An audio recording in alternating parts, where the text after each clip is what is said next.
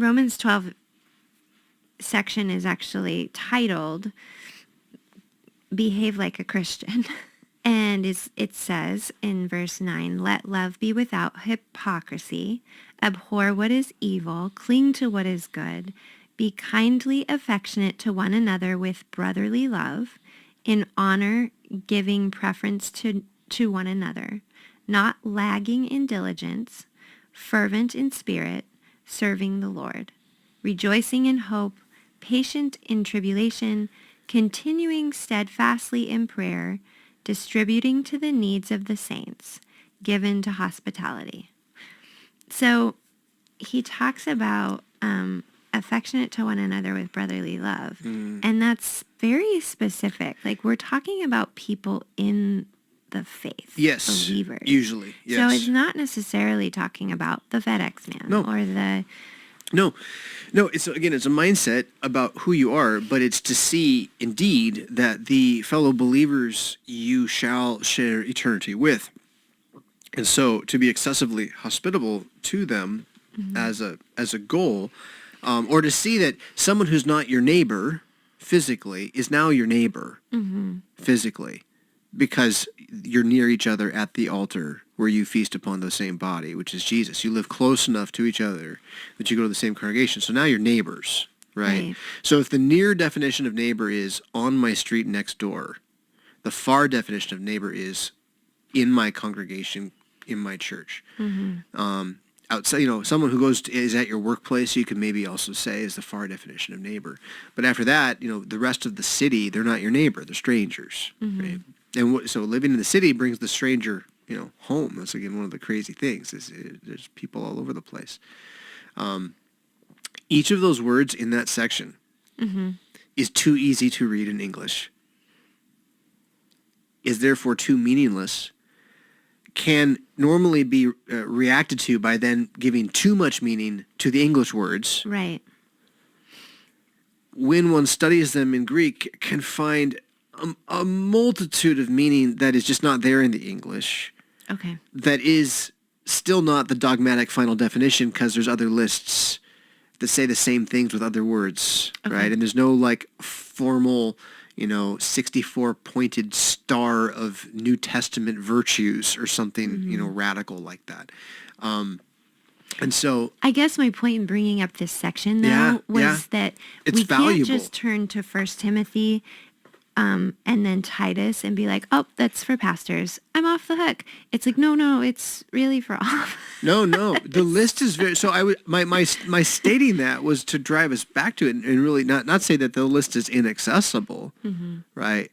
But that the list is excessively valuable and should be pondered with an awareness that the English is going to have limitations. So don't get so hung up on the very narrow. Don't make the letter of the law what it's about. Okay? Let it be about the spirit of the law, and that list is not going to drive you in the wrong direction. It's going to drive you in a very good direction, but don't make it the letter of the law. Tit for tat and line upon line. So, but there's so much beautiful just poetry in the way he describes life in that. If you were to slow down and imagine that section as just a painting, something of a collage of words on some restored wood, you could find this thing mass-produced at Hobby Lobby, only they wouldn't do it this well, right? So it's a really cool section and worth pondering. And the hospitality in the congregation, I think, not just for St. Paul, but probably for all people at this time, is incredibly worth pondering. As Lutherans then also understanding that hospitality has to do with not feeding the stranger at the Lord's table. Right. Which is really, really hard to practice, no matter who you are, if you try to practice it at all. It is easy to not practice it. what is asking the question, what is hospitality? I think it's really valuable to ponder right now. And it doesn't surprise me. It's like, oh, look, so Douglas Wilson and his wife with him, and the church with him that, has become what it has become out there, talking about, intentional Christian culture, what does it need? That they say hospitality is like at the root of it. It's not about having like a greeter team. Lutherans do hospitality like this, okay? We need volunteers for the greeters team, right?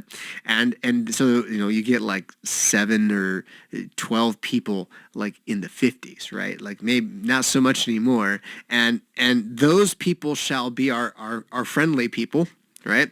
And they will take turns being friendly. And they will be friendly at this time, at this week, in the month. And they will be friendly by standing in this spot and smiling at everyone who comes to the door. Now, there is something to Walmart. Like, there is something to the greeter at Walmart. It's not bad, right?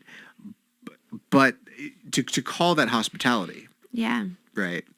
That is the hospitality of a cold institution that knows it's cold and needs to pay someone to make it feel warm. Yeah. Like, again, not a bad idea if you're Walmart.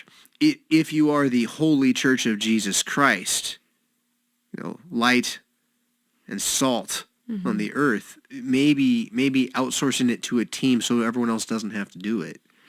Well, It's not the way to go. It goes